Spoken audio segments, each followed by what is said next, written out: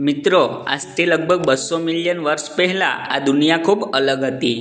આ સમયે ડાયનોસોર આઝાદીથી ફરતા હતા અને મગર એ સમયથી જ અસ્તિત્વમાં છે। ખરેખર મગર એ જાનવરોમાંના છે જે એ પ્રલયમાંથી બચી ગયા હતા જેણે ડાયનોસોરને પૂરી રીતે વિલુપ્ત કરી દીધા હતા, પરંતુ અમુક જાનવરની સાથે આ પણ બચી ગયા હતા અને આવનારા ઘણા વર્ષો સુધી પોતાને બચાવવા માટે સંઘર્ષ કર્યું। એટલા માટે કહેવાય છે કે પૃથ્વી ઉપર આમનો ઇતિહાસ લાંબો અને રહસ્યમય છે। મિત્રો, તમને જણાવી દઉં કે પૃથ્વી ઉપર મગરમચ્છની 23 પ્રજાતિઓ જોવા મળે છે।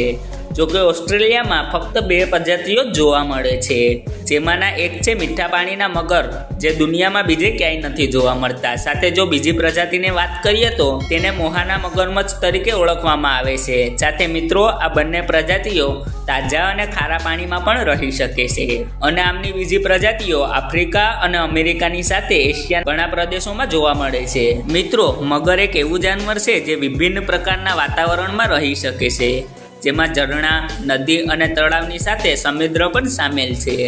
તમને કહી દઉં કે મગર એક ઠંડા રક્તવાળું જાનવર છે, જેથી આ ગરમ પ્રદેશમાં રહેવું પસંદ કરે છે, કારણ કે આ પોતાના શરીરમાંથી ગરમી ઉત્પન્ન નથી કરી શકતા।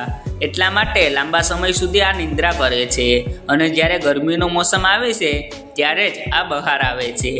મિત્રો, દેખાવે મગર શાંત અને ધીમું જાનવર લાગે છે, પરંતુ આમનું જબડું સર્વશક્તિશાળી અને તાકાતવર હોય છે। જોકે આના જડબાની માંસપેશીઓ ખૂબ કમજોર અને નરમ હોય છે, પરંતુ આની પાસે જાનવરોની દુનિયામાં સૌથી શક્તિશાળી કરડવાની ક્ષમતા હોય છે।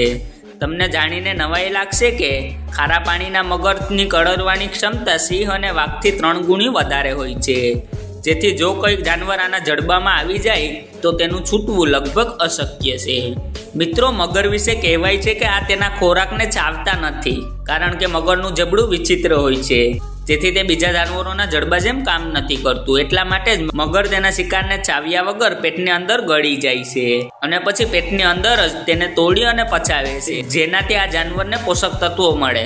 મિત્રો, મગરના અદ્ભુત તથ્યમાંનું એક છે સંભોગ પ્રક્રિયા, જેમાં તમને કહી દઉં કે માદા મગરમચ્છ બચ્ચા પેદા નથી કરતી, પરંતુ તે ઈંડા મૂકે છે, જેમાં આ એકવારમાં 60 ઈંડા કે તેથી વધુ મૂકી શકે છે। સાથે તમને જણાવી દઉં કે જે માળામાં ઈંડા મૂકવામાં આવ્યા હોય તેનું તાપમાન નક્કી કરે છે કે ઈંડામાંથી નર શિશુ બહાર આવશે કે માદા શિશુ।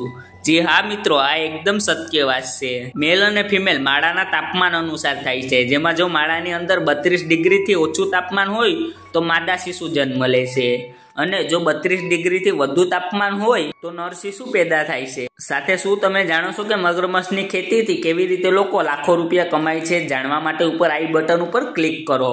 અને મિત્રો, આશા રાખું છું કે તમને આ વિડીયો પસંદ આવ્યો હશે। કૃપા કરીને લાઈક કરજો, સાથે આવા જ રોચક અને જ્ઞાનથી ભરપૂર વિડીયો જોવા માટે મારી ચેનલને સબસ્ક્રાઈબ કરજો। ધન્યવાદ।